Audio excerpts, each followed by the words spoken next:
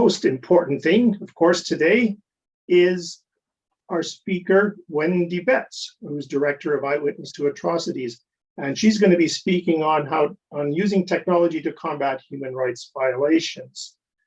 As a little bit of background, this is a bit of an interesting story here, is I came across Wendy and her work through an internal newsletter. I work at Elsevier, and we're part of the Relics group of companies. And one of our sister organizations is LexisNexis. And they had published a little article about the interesting challenges they had in building a storage system that was secure, reliable, and trustworthy, that would support the initiative that is Eyewitness to Atrocities. And they were very proud of the achievements they had done there, but they said that was only kind of a drop in the ocean of the actual importance of this solution globally, is they were just very proud to be able to provide the data storage that supported the entire effort. This application that Wendy's going to be talking on was awarded in 2016 the Innovation in Global Security Prize from the Global Center for Security Policy. I'll let Wendy talk more about that. That's why she's here. But I must toot Wendy's horn a little bit here, that Wendy's got quite an illustrious career behind her already, that she served as director of the American Bar Association's War Crimes Document Project. She served at the Technology Advisory Board of the Office of the Prosecutor at the International Criminal Court. Wendy's written and trained on topics related to human rights, international law, and accountability. And quite impressively, she's co-authored a report that was entered as evidence at the trial of Slobodan Milosevic. Wendy herself holds a master's degree in international relations and international economics from Johns Hopkins School, and of advanced international studies, I might add, and a Juris Doctor degree from the University of San Francisco School of Law. So now, with all of that, I would like to hand over to Wendy. Thank you very much. Thank you, Jerry. It's great to be here. Thank you for the opportunity to speak about Eyewitness and to discuss its significance with all of you. So just a bit about Eyewitness. We are an organization based in London. We were initiated by the International Bar Association, and as Jerry mentioned, have benefited greatly from the assistance of LexisNexis, which is part of Relics Group in the work that we're doing. So it's great to be here with you this evening to talk about using technology to combat human rights violations. Just a small caveat, which I understand you've heard before. I'm a lawyer, not a technologist, so I am going to go into much more detail than I normally do about how the Eyewitness system is designed, which may seem a bit superficial to some of you, but please feel free to ask any questions you have. If I don't have the answer, I can get that and get that information back to you. Also, I don't go into it a lot in the presentation, but there are a lot of ethical and practical issues around just deploying this type of technology, and I'm happy to discuss any of those as well. But so just to start with a brief outline of what we're going to cover, because before getting to the technology, I want to lay a bit of a foundation just to put it into context. So I want to give you a brief introduction to Eyewitness, what we do and why, some of the challenges to using photo and video as evidence, which is the main medium with which we're working. I'll talk about some of the requirements for photo and video to be admissible in court as evidence, and then I'll move into the technology and how we've designed it, as you'll have a better understanding of why. So just to go into some background of Eyewitness, so we combine law and technology to promote accountability for the worst international crimes. And by worst crimes, I'm referring to crimes such as genocide, war crimes, crimes against humanity, and other systemic violence against the population. So we work primarily with human rights organizations or individual activists really around the world to help them improve the potential evidentiary value of information that they are collecting about these types of human rights violations. And so then within that framework, we are dealing specifically with photo and video evidence that activists are often capturing on their mobile phone. Eyewitness is based around 3 pillars. So first, we provide a mobile camera app to capture the photo and videos. All of the footage taken with the Eyewitness app is embedded with metadata at the moment the footage is captured that helps to verify where and when that footage was taken and to demonstrate that the footage itself has not been altered. And this is the information I'll go into a bit more as we move on in the presentation. The second pillar of what we do is once the users record their footage, they upload it to the Eyewitness server. And this server system is what is hosted by LexisNexis. The footage is then stored securely until it can go to an investigation or a trial. And because the footage is going directly from the Eyewitness app to the Eyewitness server, we can demonstrate that the original information has not been changed from the point of capture. And then the third pillar of what we do is actually review all the footage that comes in. So we have a team of lawyers who process this visual evidence to meet the requirements of investigators. And then with the consent of the individuals or organizations that captured the footage, we can provide that to those actors who are positioned to use that information to hold the perpetrators of these violations accountable. So in a nutshell, we are equipping human rights defenders with a way to capture reliable footage and then ensuring that that footage gets into the hands of investigators. And in the interim between the two, we make sure that that footage remains securely stored. But so why did we do this? The idea for Eyewitness arose around 2011, and that's because we were starting to see the confluence of 2 trends. So the first trend was the proliferation of smartphones globally. So more and more people had the ability in their pocket to capture photo and video in real time. And then the second trend was the rise of social media platforms. So YouTube, Facebook, Twitter.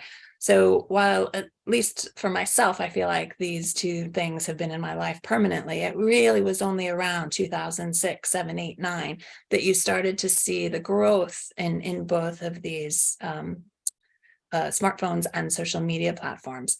And what this meant now is that ordinary citizens had the power to report on what was happening around them.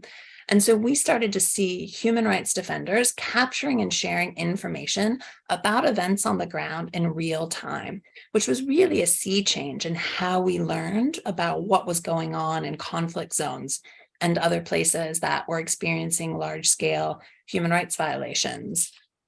So as individuals in the justice sector, we suddenly recognize the tremendous potential that this footage could have as a source of firsthand real-time information collected at a point long before professional investigators could have access to that scene.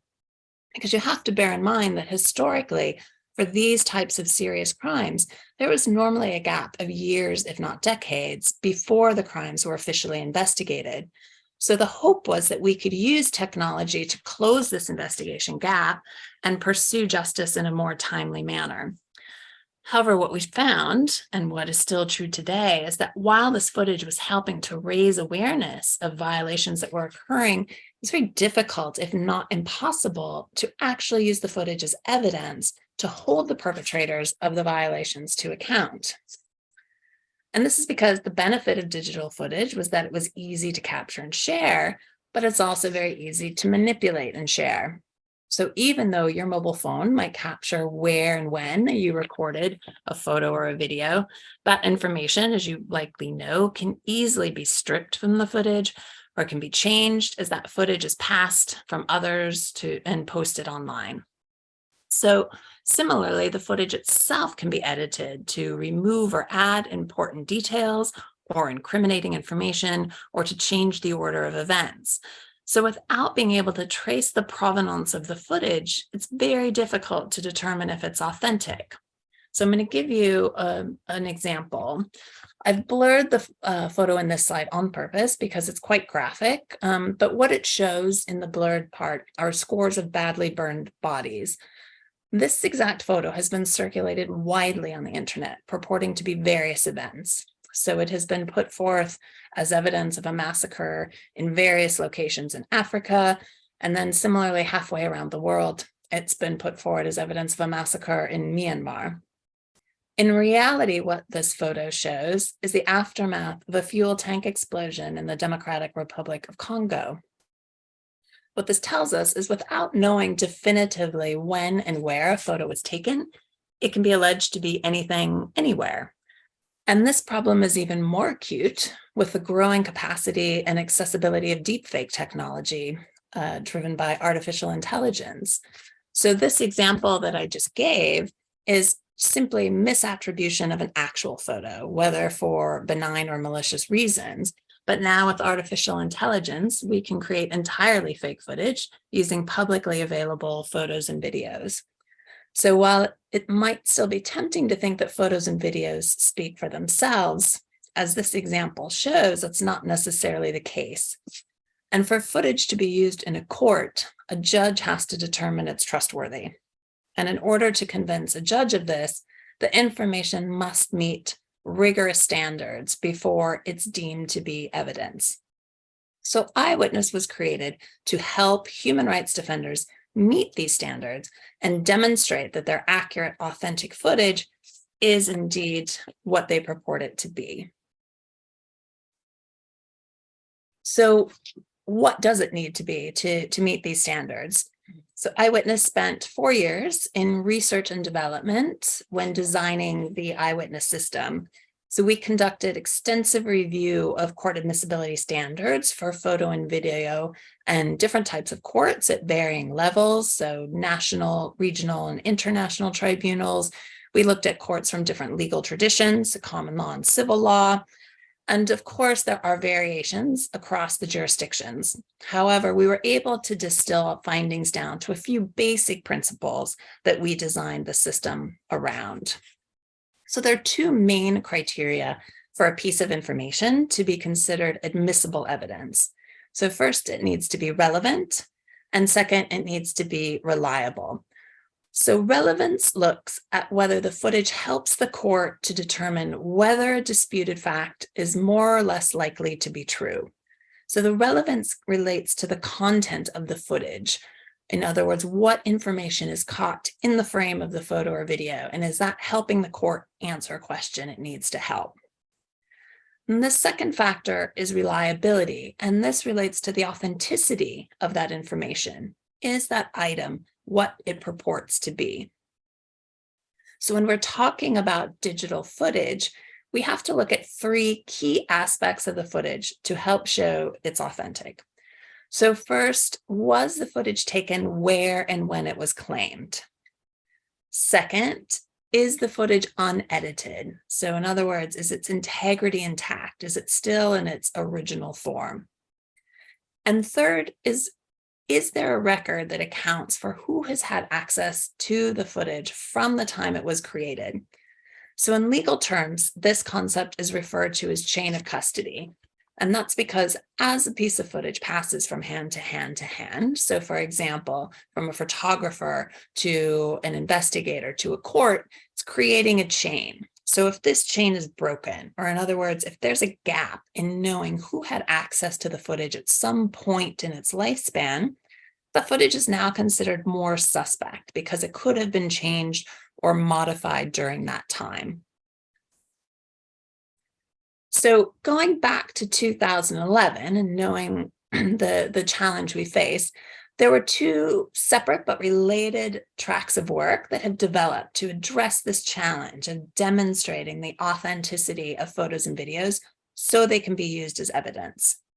So the first track was the creation of tools for human rights defenders to use to ensure the authenticity of the footage.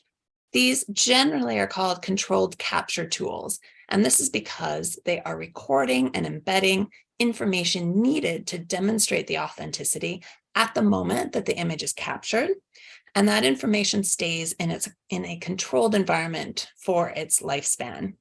I've just recently heard this referred to now as glass to glass to describe this type of technology, meaning that the footage goes directly from the glass of the camera lens to the glass of the judge's computer screen.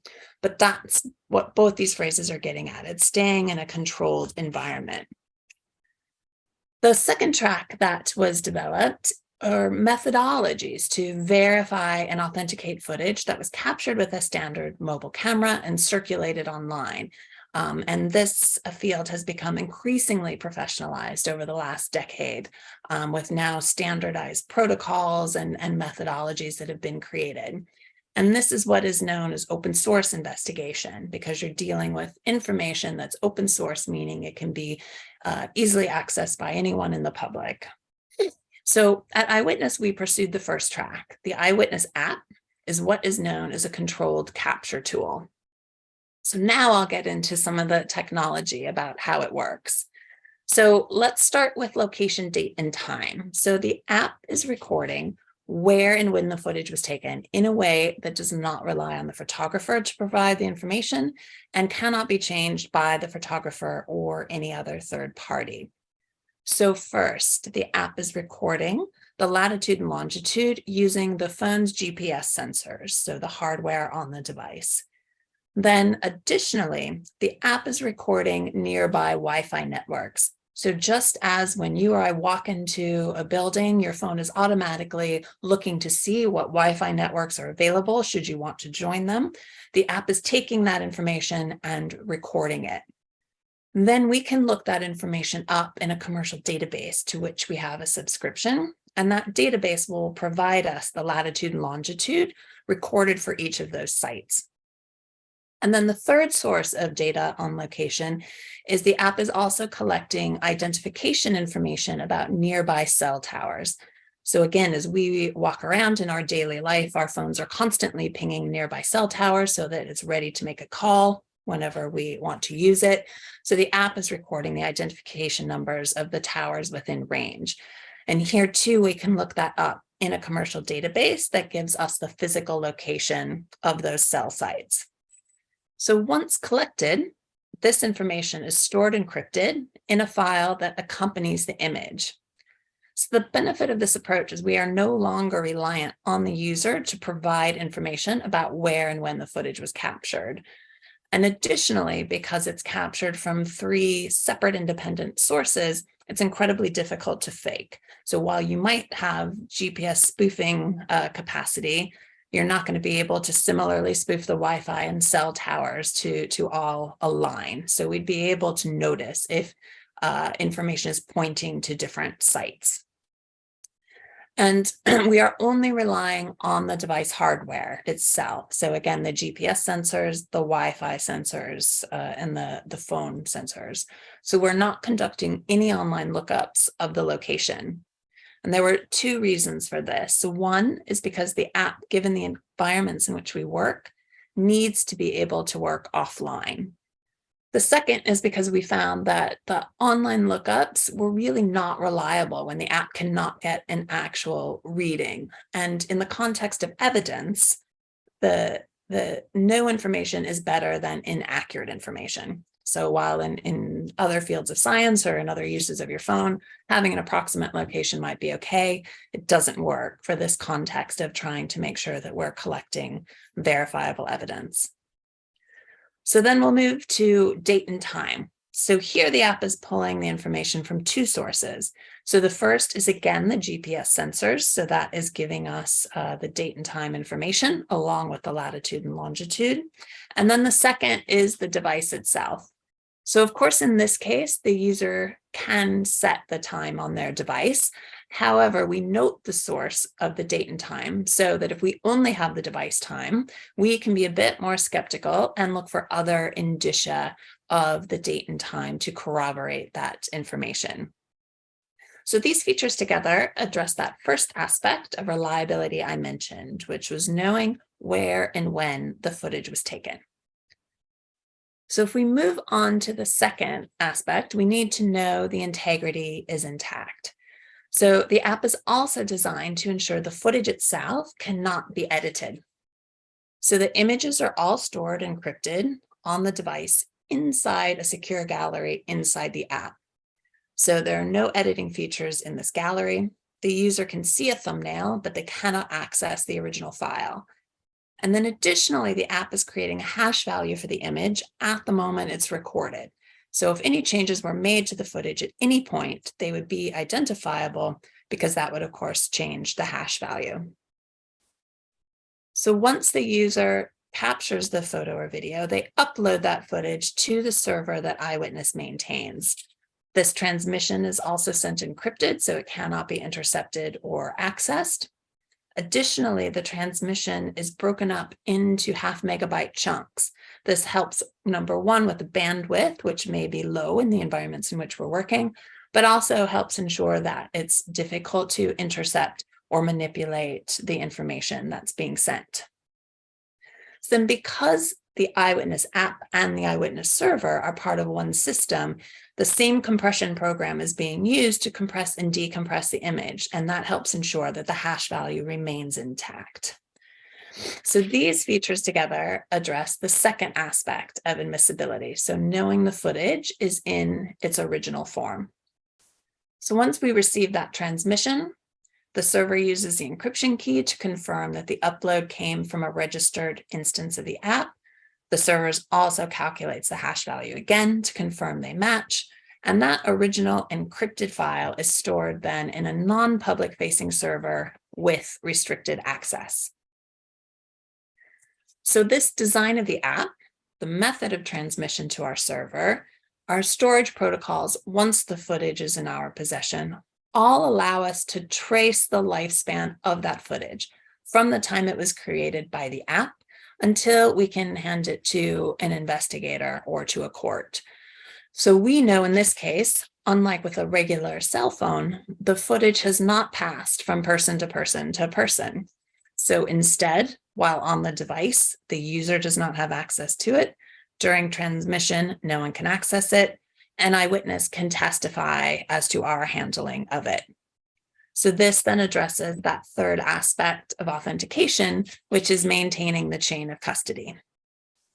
So there's one other component of reliability I'll just touch on here, but it's one that can't be addressed by technology, and that is whether the content, so getting back to the relevance a bit, whether the content is what it's purported to be. So for example, the scene could be staged, or the events could be something entirely different than they appear, much like the example I gave you in the beginning with the fuel tank explosion.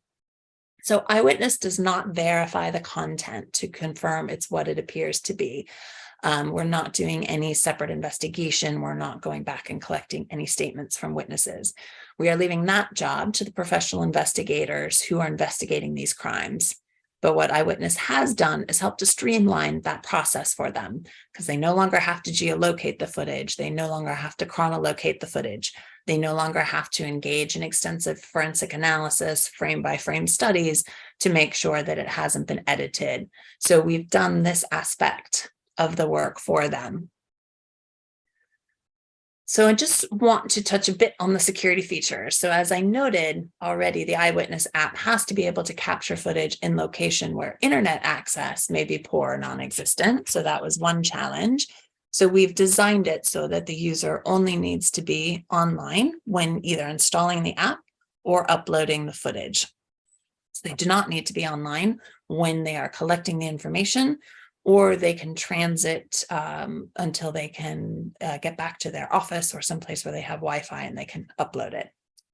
But additionally, our users are operating in environments in which capturing this footage can put them at great risk, as you can imagine.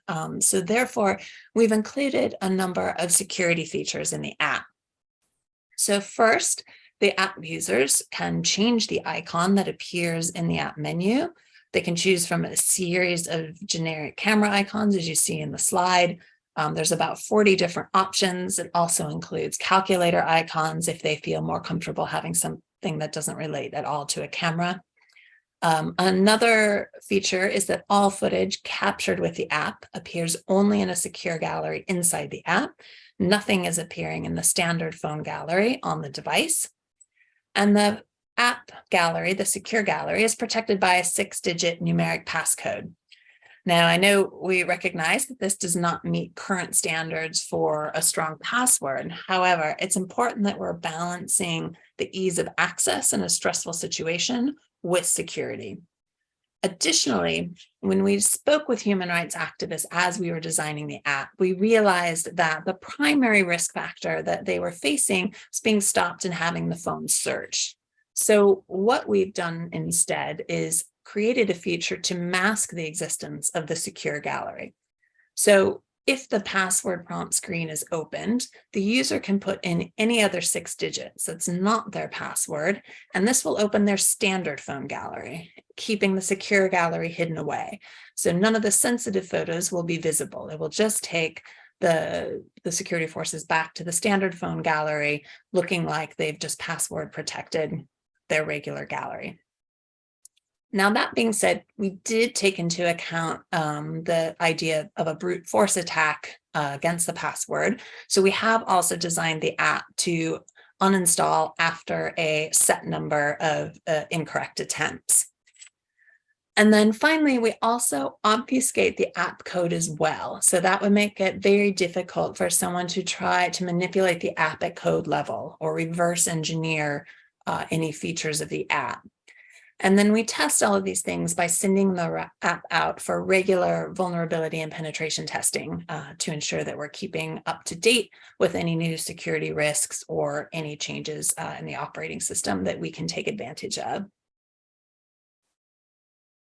So far the discussion has focused around the app primarily, but as we've discussed, we review all the footage that comes in order to catalog and tag it for investigators. And we have also designed a bespoke database and dashboard for this task as well. So the dashboard uses a working copy of the footage. So we're keeping the original encrypted version in a non-public facing server, but we're decrypting a working copy that we put into this database and dashboard. And what the dashboard does for us is translates all the metadata, which is arriving in a JSON format, into a human readable format. So it's taking the code for the date and time and putting in an actual month, day, and year. It's mapping the latitude and longitude, and it's visualizing that for us. And the reason we do all this is because, as we've been discussing, the first challenge posed by digital photo and video is, of course, verifying their authenticity. But another challenge we discovered that's posed by digital photo and video is just the sheer volume of it. So, for example, Eyewitness alone has received 30,000 pieces of footage only from Ukraine, only since February. So in less than a year, we've received 30,000 pieces from one country. So you cannot hand over this volume of information to investigators. They're just not going to be able to review it effectively. And that means it doesn't matter how verifiable that footage is, it still can't be incorporated effectively into investigations. So to address that, we catalog and index all of the footage by location, date, and content using a team of pro bono lawyers. So we have a tagging system that we developed in consultation with investigators, and then the reviewers write up a written description, an objective written description of what's in that footage, which basically transfers that into something that's now word searchable.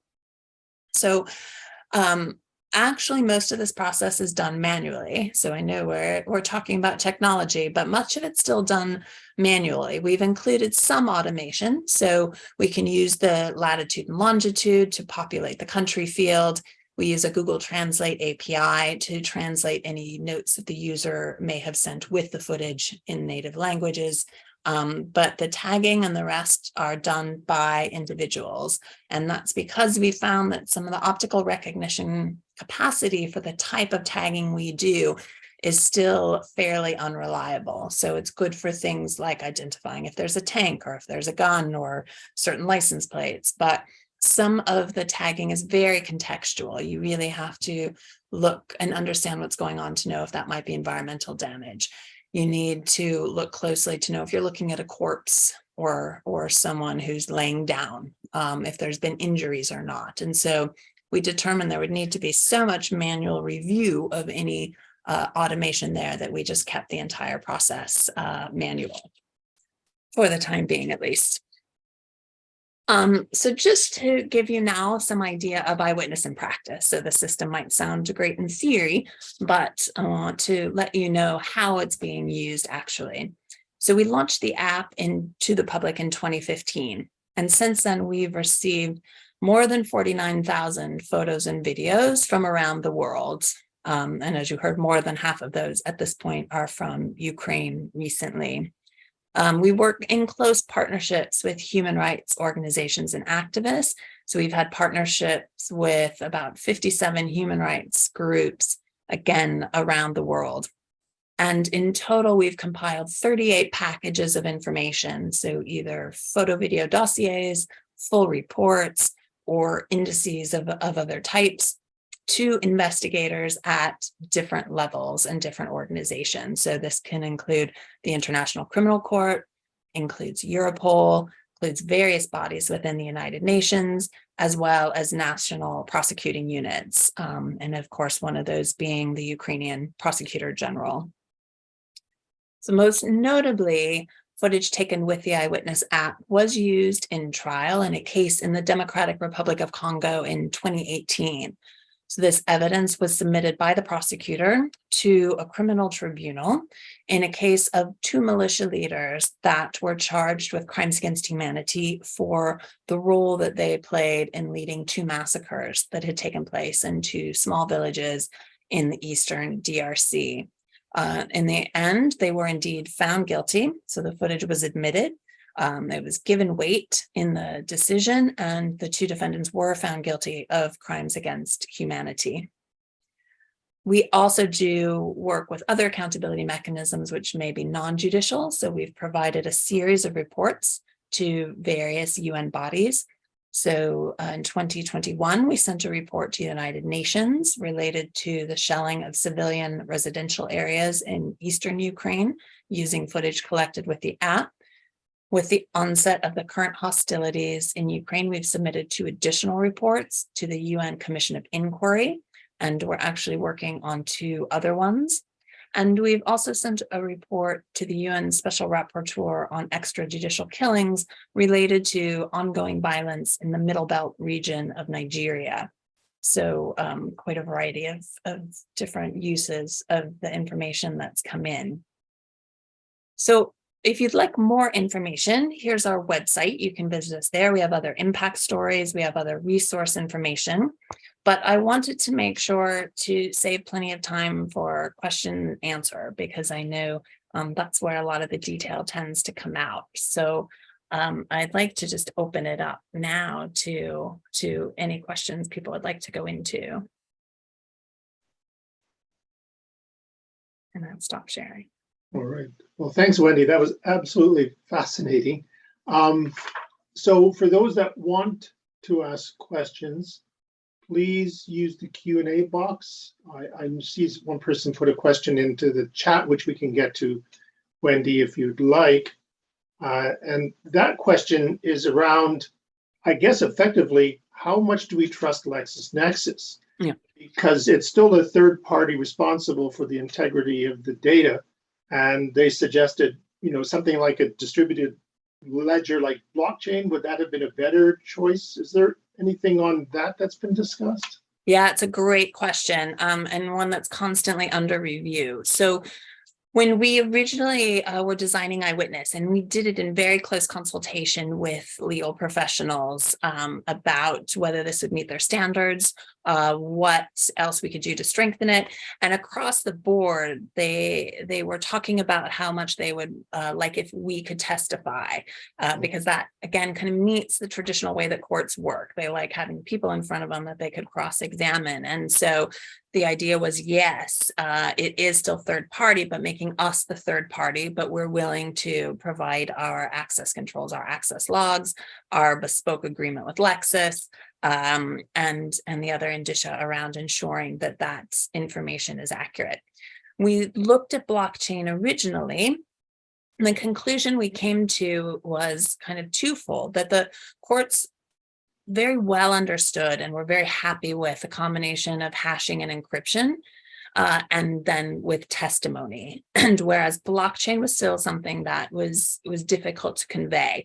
And so again, we're trying to balance what courts understand and especially at the time with where technology is. And I think working at that intersection of law and technology has been very interesting with the push and pull, because if you look, technology is there to push the boundaries and go quickly and try new things. And law is there to set the boundaries. It goes very slowly and is not very interested in new things.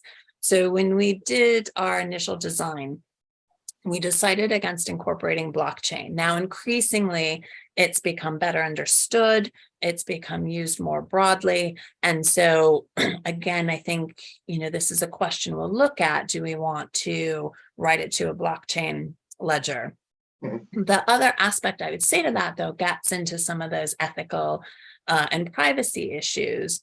So, how does it work if we've written something to blockchain that the person decides maybe they want that footage deleted now? They don't want to be associated with it, or they want the footage to be used, but they now want to remain anonymous because they have the right to withdraw consent at any point for that information to be used. You've got the right to be forgotten issues with that. And we try not to collect any identifying information that they don't volunteer to us. But if they decide at the time they register, they want to put in an email, and then later they don't want to be associated with that, it's difficult to kind of go back on some of those initial decisions. So we have to factor in how would that work in that process as well. Right. I mean, that is one of the problems with blockchain is it is supposed to be an immutable data store. So it's hard to get things out of it once it's in there. Lots of questions coming in. The next question, I'm just going to go from the order that they arrive in the inbox here. The question is, with such accurate and provable data in the image location and time taken, it can be very obvious who took it in many cases. How do you ensure the safety of those who take and submit these pictures in dangerous locations, and so that they're not subject to retribution? Yeah, that's a really important point, because as I mentioned, we take safety very seriously. So there's a few aspects of that. It's absolutely true. And I think people don't always think about that even though we may not be collecting any personally identifiable information, based on what they're capturing, it could narrow it down to be them. And one example that comes to mind is even the information you saw on social media during the coup in Myanmar. A lot of people were filming from their balconies. So even though they were posting things thinking they were anonymous, it'd be quite easy to figure out where exactly they lived. And so we do have to be very careful with the nature of the footage. And so we try primarily to work with people who are already collecting photo and video. So we're not trying to convince people to go out and start simply because a new flashy tool now exists to help make sure it's authentic. We are working with people who are already taking these risks and trying to give them a tool to ensure that the risk that they're taking can potentially have more impact later on.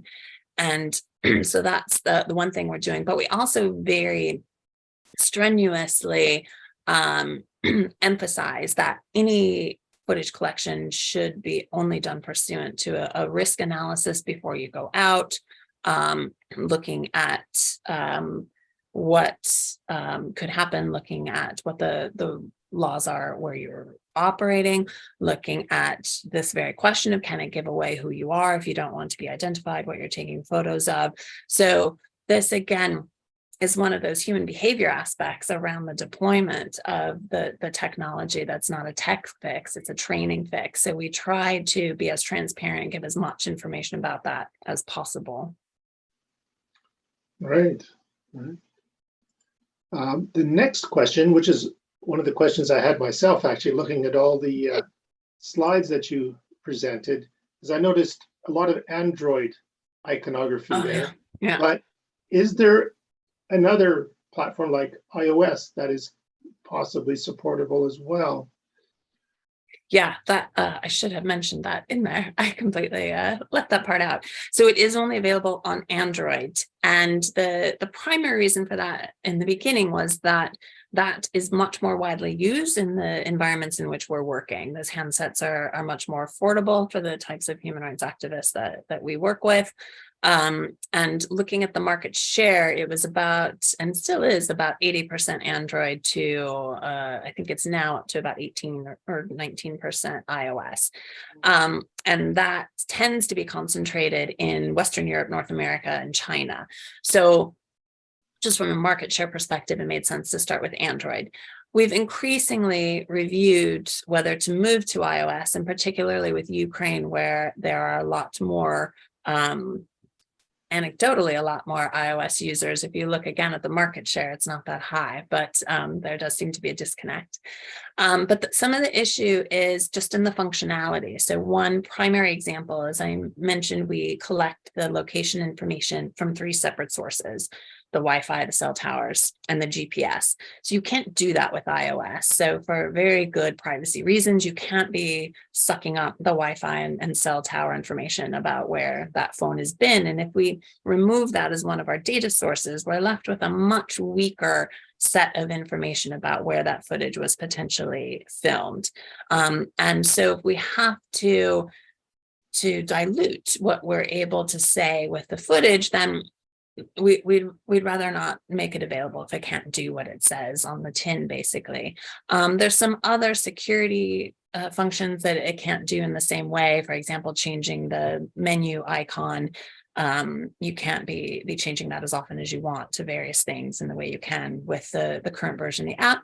And then there's a bit of a challenge with encryption, because the encryption program for iOS is now a proprietary US product, which makes it subject to sanctions and other things, meaning it's much more difficult for us to try to deploy that tool in the exact places where you'd want a tool like that to be working. So for that combination of challenges, we've decided that in the near term, we're still not going to pursue an iOS version.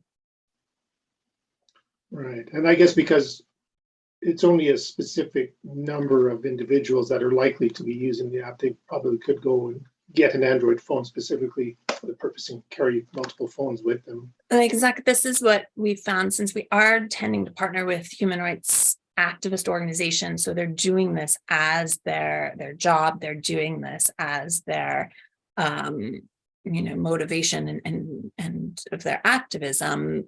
It is feasible for them to buy a very inexpensive Android handset, and it's probably better to be having this type of sensitive information sequestered on a separate device than your personal device. Could also be more disposable. So if you were worried about your safety, you could just throw it away. Yeah. And not worry too much about that. Exactly. The next question, and I'm going to hopefully read this correctly, it's a fairly long one, is how do you handle content submitted via the app that would otherwise be illegal to possess on your servers, e.g. CSAM? I have to admit, I don't know what that means. I think you said you were UK based. Would the proposed online safety bill cause you any headaches due to the nature of the user generated content you are processing? So it's a really good question. It's actually something we're facing right now with Ukraine for different reasons, but there are national safety laws where, of course, you're not supposed to be taking photo and video in Ukraine related to the position of troops or things like that. So, we're working through that. We have to look more at the new online safety law to see. I would say the vast majority of the content we get doesn't on its face appear like it is violating the types of legislation in place, although again we have to do more of a full review. Some of the onus is on the user to be aware of the laws in their jurisdiction about what they can and can't be taking. Then we have to then review what comes in. We have a policy to not delete things. So it makes it very tricky, because we have a policy not to delete things because we don't want it to appear that we've deleted something because it's potentially exculpatory. So we're trying to keep everything. But what we can do is not share things that we think are in violation of legislation, because then we're now complicit in having shared them. So that's one step that we take, is reviewing footage before we share it against legislation that we think it may come into conflict with. But it's a challenge. It's one of these policy challenges. It's one of many that we've faced as we've gone on, because it's such a new field, to try to figure out how you balance these things. In some of the other legislation as well, though, there's often exceptions if you're doing things in the public interest or doing things related to criminal justice. And so we have the benefit of being able to use some of those provisions or rely on some of those provisions. Right. I guess the interesting challenge as well is you don't know what imagery you've got until you've looked at it. Yeah. At which point it may be too late to have actually done anything about it. Yeah.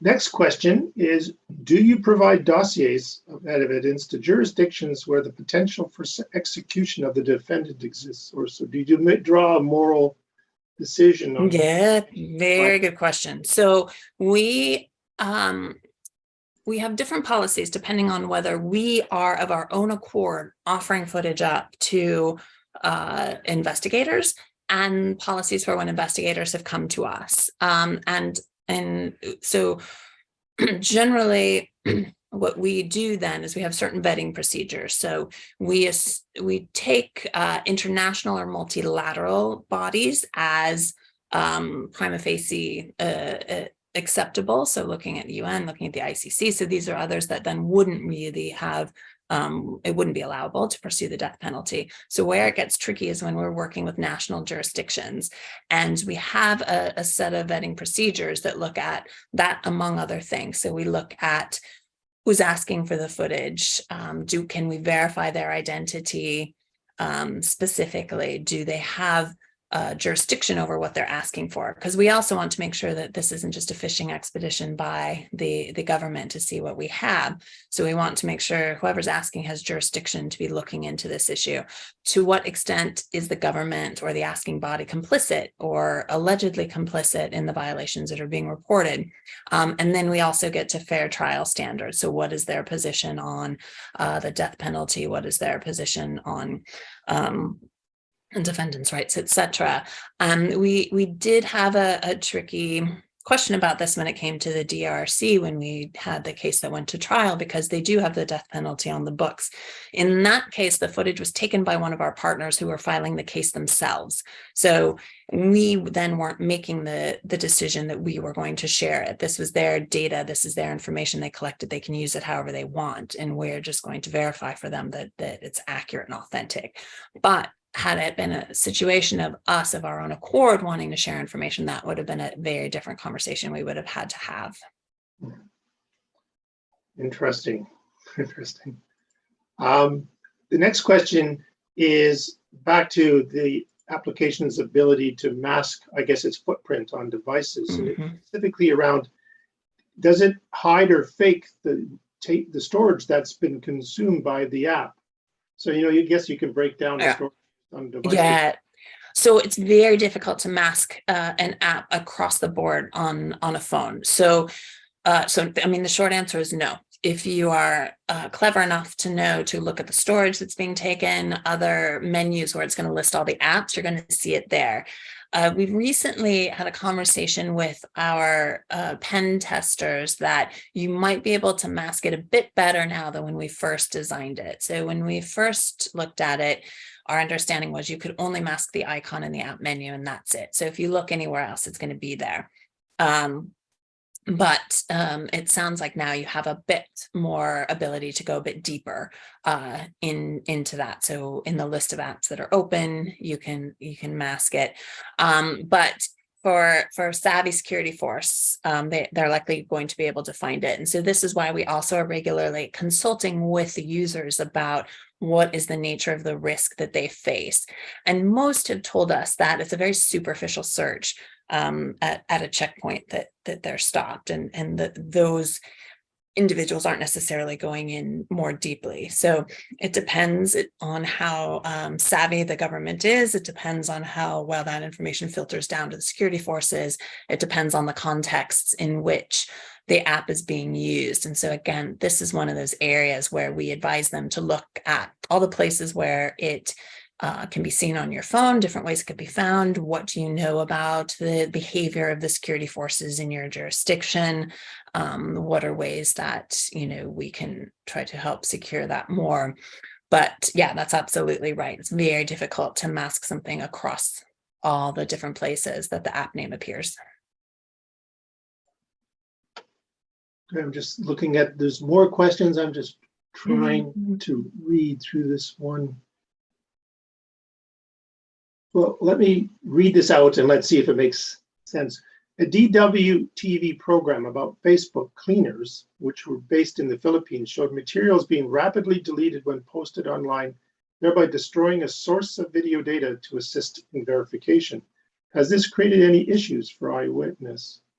Yeah, no, that so not for us, because we are keeping all of our information in a closed system. So you've produced it with Eyewitness and then it comes to us and we store it. But it is a very big issue in the world of open source investigation. And there's a lot of conversations that have been going on for a number of years between human rights organizations and the major social media platforms about takedowns, basically, and including investigators from the International Criminal Court and others. And it's a really thorny problem because rightly so, a lot of this footage is violent and graphic, and these platforms have a duty of care to their audience to not expose them to things that are potentially going to be traumatic. At the same time, you don't want to be deleting information that could potentially be evidence. The problem is the disconnect in time between when it needs to be taken down until when you know it might actually be evidence. And it's really hard to determine a set of parameters for what do you take down, what do you store, how long do you store it, how do you know if it's evidence in the abstract or up front.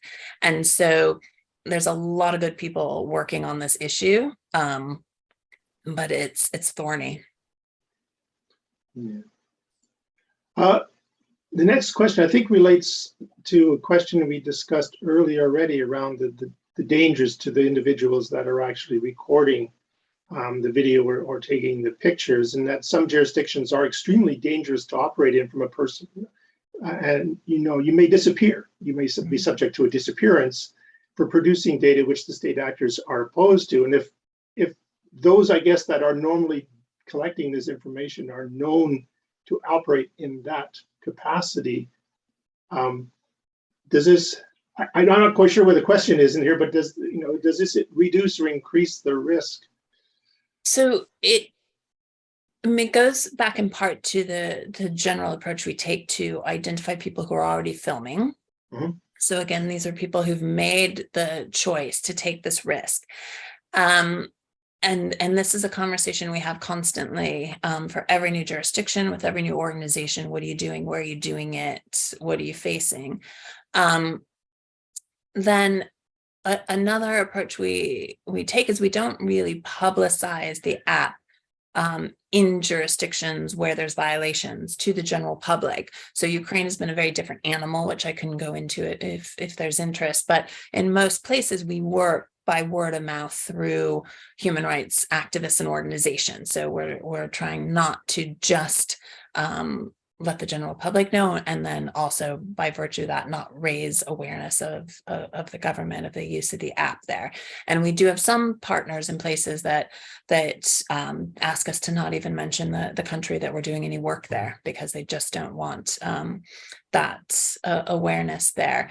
And then it depends a bit on what they're taking photos of, and where and in what context. So these are all things that we try to take into account, and it really is, everything is case by case in how we approach it. But again, our guiding philosophy is if people are already taking photo and video using their cell phone, then we want to try and give them a tool to do so better. The other aspect of that, though, is that it is true that in some areas, they may be able to take photo and video, but the existence of a foreign app on their phone puts them at more risk than had they just been taking photo and video. And we've encountered that as well. And in those cases, we haven't pursued partnerships because if by virtue of just using the app to do what they were already doing puts them at more risk, then that's not worth it. Mm-hmm.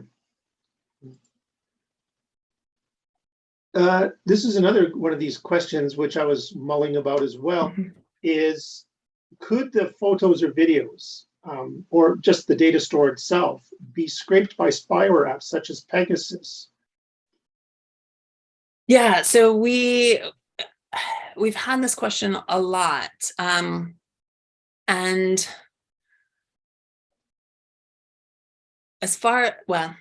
I can't say I don't know that everyone knows exactly what Pegasus can and can't do and can and can't get on. So I suppose it's potentially possible, but it's something we're still kind of looking into and addressing, and that's probably something I could get a much more detailed assessment on from our pen testers or from our tech lead to go into that. So I'm happy to get more information on that and share that back. Okay. So I think that is all the questions from the audience at this point in time, but feel free, anyone that's out there that has a question that hasn't been answered yet, please feel free to add it to the Q&A.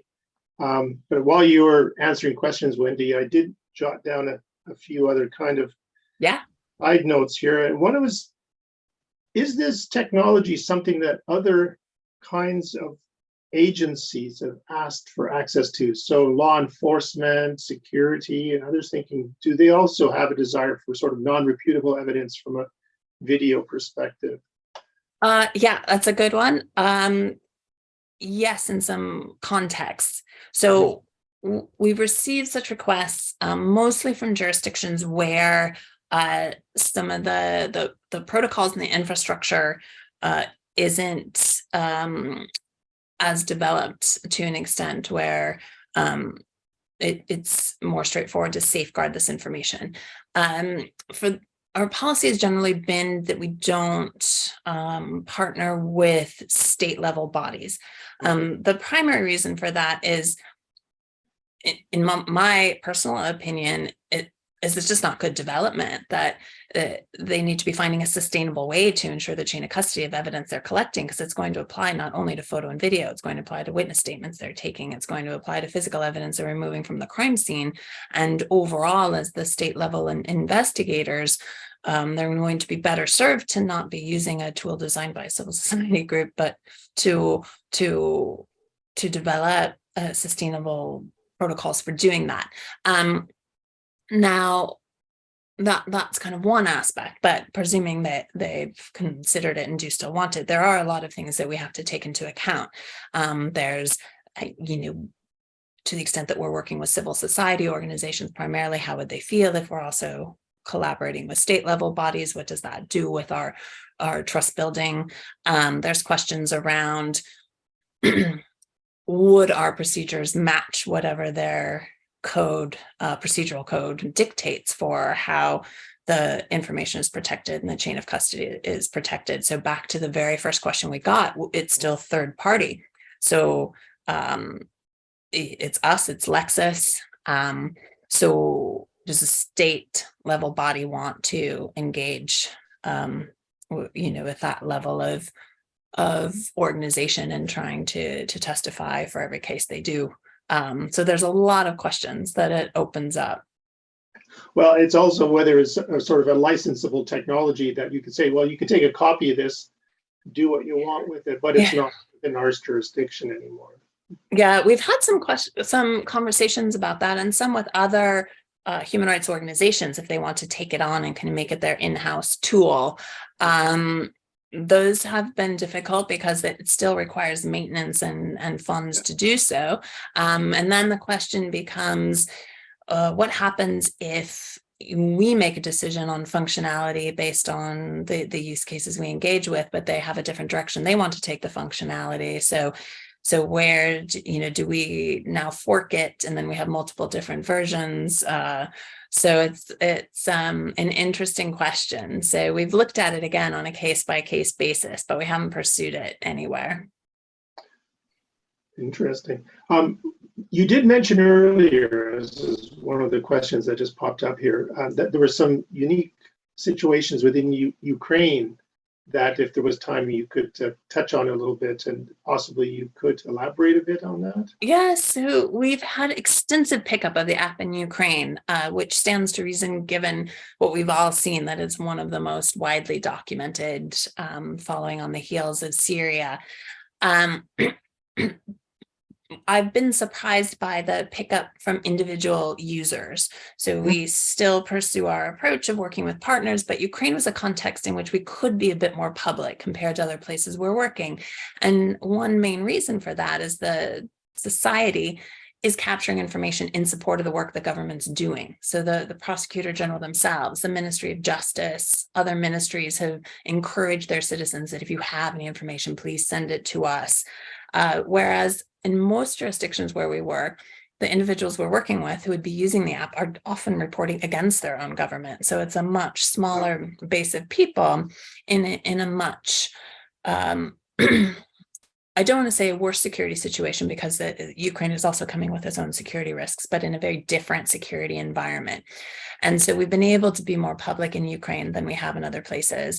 I think another difference with Ukraine is that there is a very real opportunity to receive reparations for the damage that was done. So people have a bit more incentive to be going out and collecting information about what's happened to their businesses, what's happened to their homes, what's happened around them. And there's just the scale of what can be filmed is so vastly greater than in most other jurisdictions where we're working. Almost anyone can walk out their door and find something that could be potentially evidence to film. So I think these factors have combined to lead to just a massive uptake in Ukraine. So as I said, we had about 30,000 photos now from Ukraine. Our average amount of photos in a year globally is about 4,000. So we've gotten 30,000 from one place in less than a year. So that's about, do the math, seven times an annual amount of footage. So that must be putting an incredible burden on those folks that are working pro bono to review all that material and classify it and annotate it. Yes, we are looking at ways to scale up. And again, this is one of the benefits of the partnership with Lexis, is just server space wise, we're able to scale up quite quickly. And then the way that we have structured the volunteer network is we have a rota, or a roster of people that we put on a rota, and we have about 100 people on that roster. So we can pull them in more frequently now. We can pull them in for longer sessions. We've added, these are law firms that are donating their staff pro bono. So we've added more firms on, but we're able to be a bit nimble in that, but it's certainly posing a challenge. I mean, this is a very simple question, and I don't know if it even matters, but I noticed that you're probably annotating and commenting and everything in English.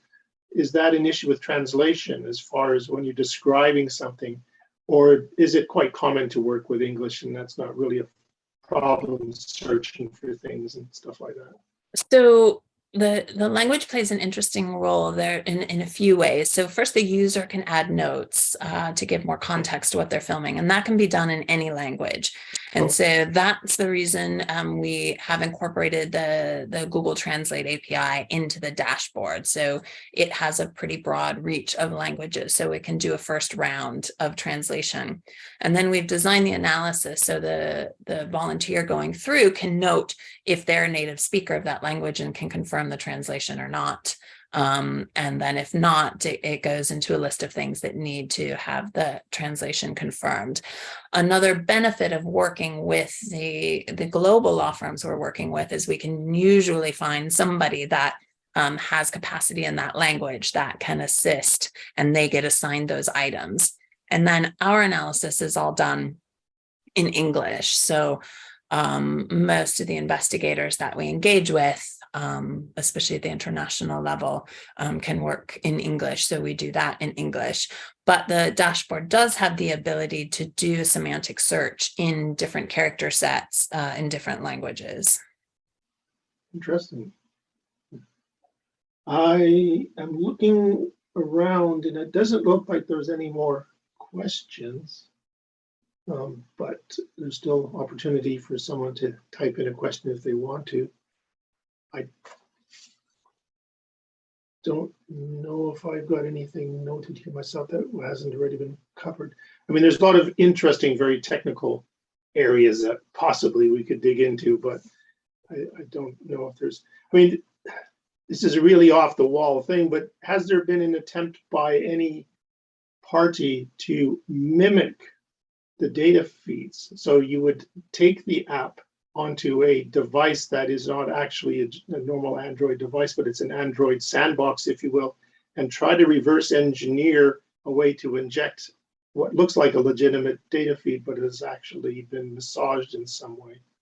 So the one area of protection we have for that is the fact that the code's obfuscated. So that already makes it a bit difficult to just take it from a code line and put it into a simulator or something along those lines. We do collect information about the make and model of the device on which it's being used, so that sometimes can also help provide some indicia of if something's not right. But it's there's always challenges to trying to stay one step ahead. And so we have to look at the information in its totality as well.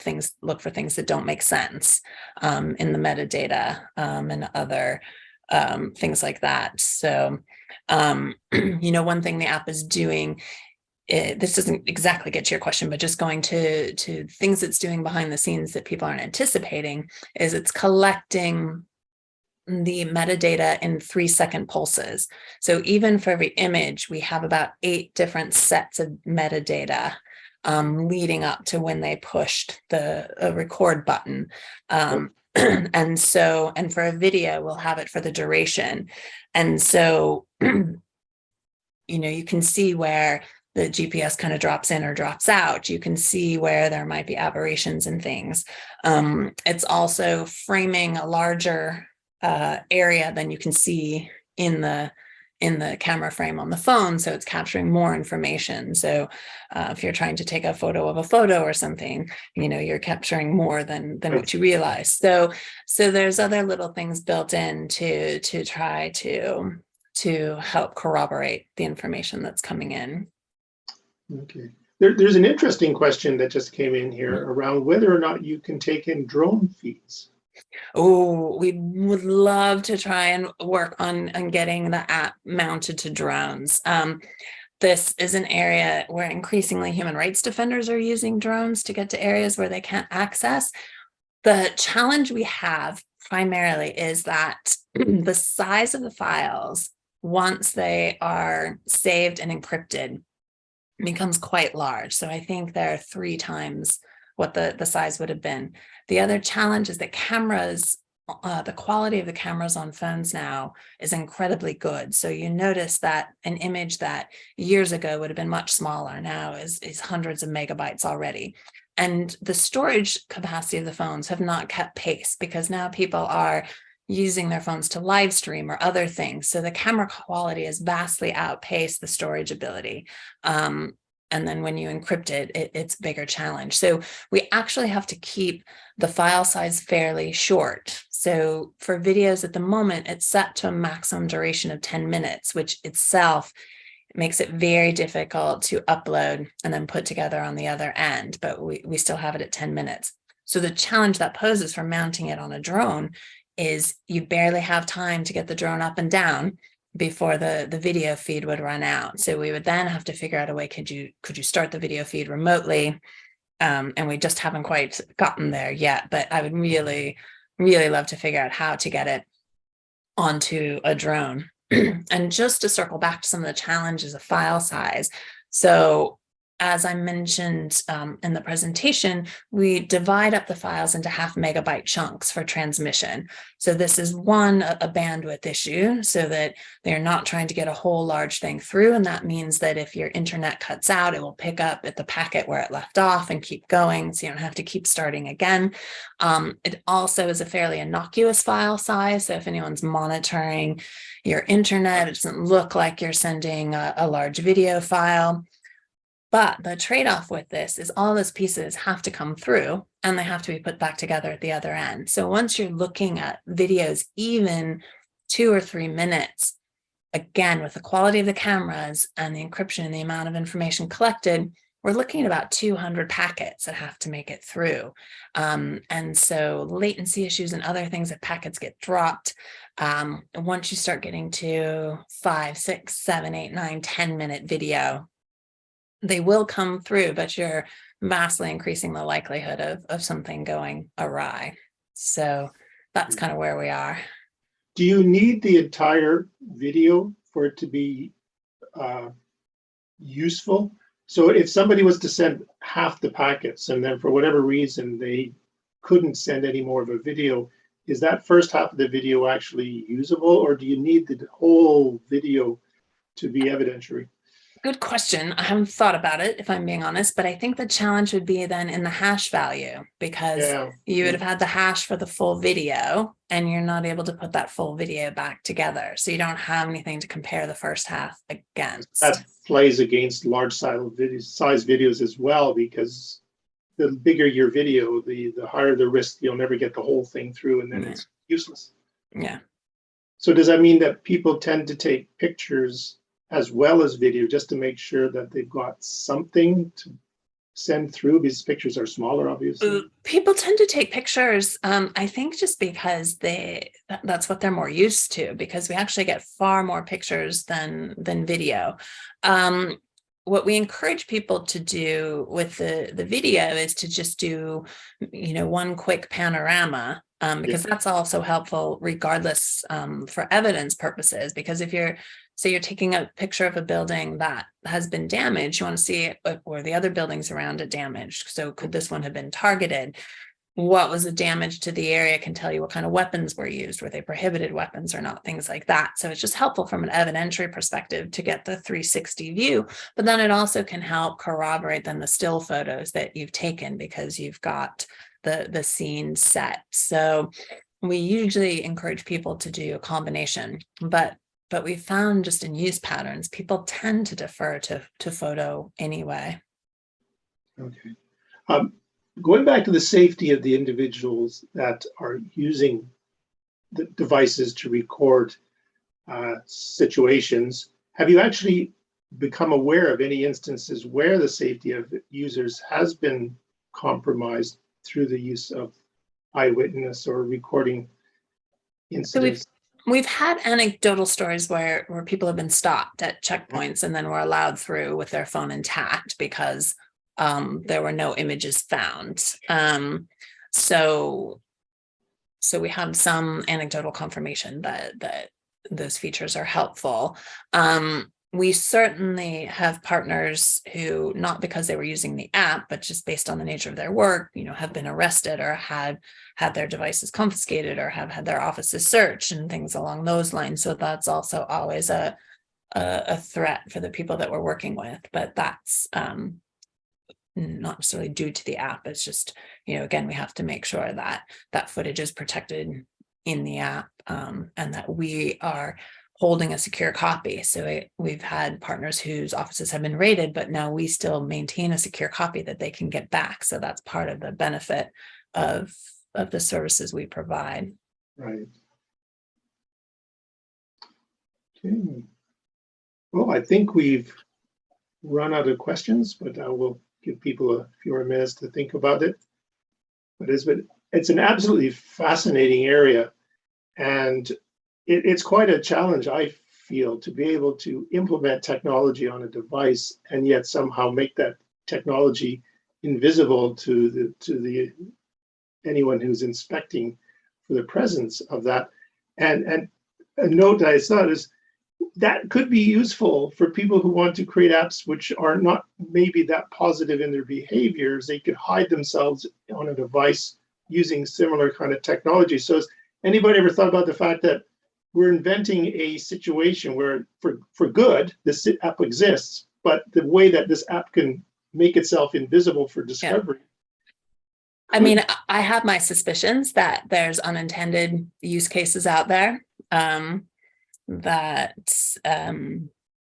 people can use it to take pictures that then people can't see.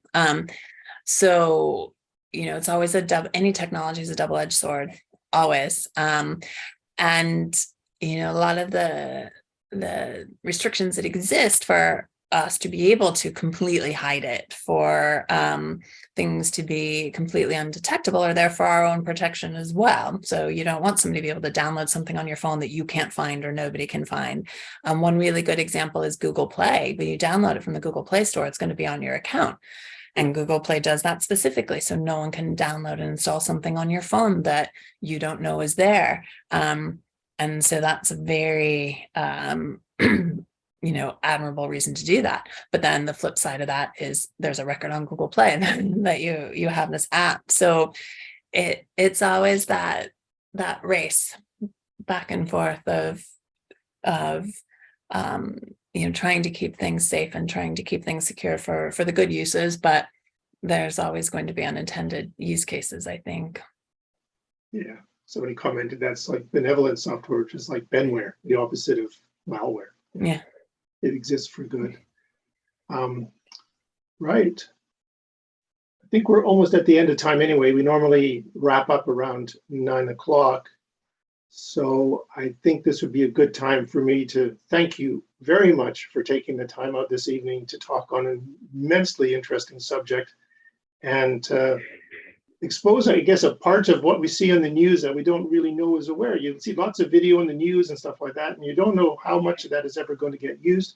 It's good to know that we have technology that lets video and stuff be used as evidence and can't be branded fake news or doctored and discarded out of hand. Yeah. So again, thank you very much. I would love to do a round of applause, but I'm not quite sure how we do that on a Zoom session. So just take it as read that we're all giving a round of applause.